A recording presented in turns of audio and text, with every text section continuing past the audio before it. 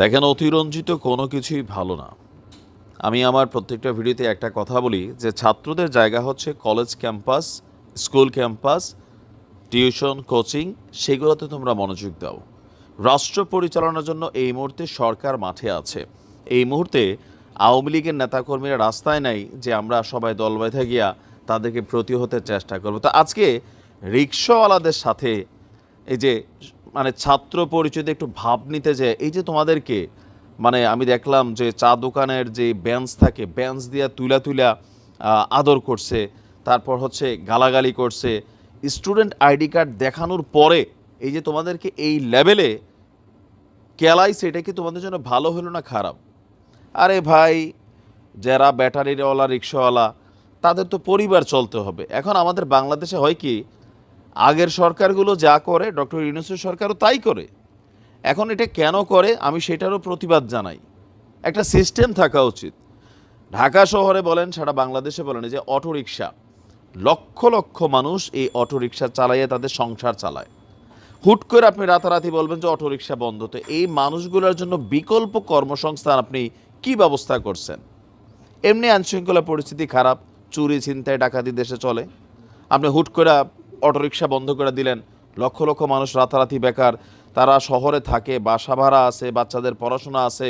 তো এগুলো রাতারাতি কই যাবে? এটা তো একটা যৌক্তিক ইস্যু। একটা সিস্টেম করে তাদেরকে এখান থেকে বের করা উচিত ছিল।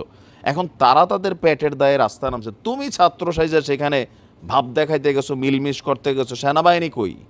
সেনাবাহিনী ছিল না? পুলিশ আছে, তোমার দায়িত্ব দিছে।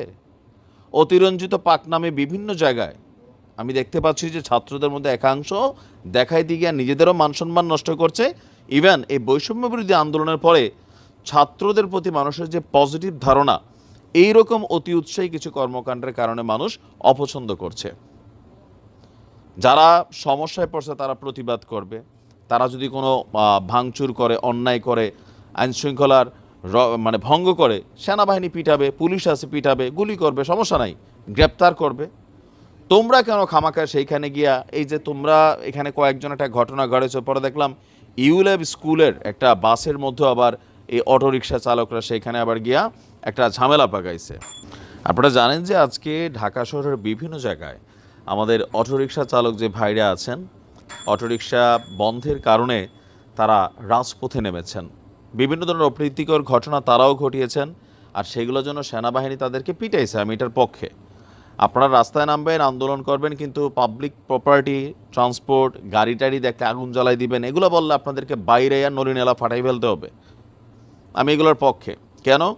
কারণ হচ্ছে যে আপনি আইনশৃঙ্খলার এরকম পরিস্থিতি নষ্ট করতে পারেন না। কিন্তু আপনাদের জায়গায় আপনারা যৌক্তিক আন্দোলন করতেছেন, আইনশৃঙ্খলা বাহিনী আছে, পিকেটিং হচ্ছে, ফাইন। কিন্তু ছাত্রদের উদ্দেশ্যে বলি, তোমরা এসে এখানে একটা ঝামেলা কেন পাকাইছো? পরবর্তী সময় বিকালে দেখলাম যে তাদেরকে আবার গ্রেপ্তার করতেছে, ছাত্ররা পরিচয় করে দিচ্ছে, কারণ এখানে লোকাল এরিয়াতে এই ঘটনাগুলো হয়েছে। তো সব কিছুতে তোমরা বাহাত দিতে যাও না, নাক গলাইতে যাও না। দেশে আইন আছে। এখন এই যে তোমরা সেখানে গিয়া মার খাইলা, এটা কি তোমাদের জন্য সম্মানের কিছু হইলো?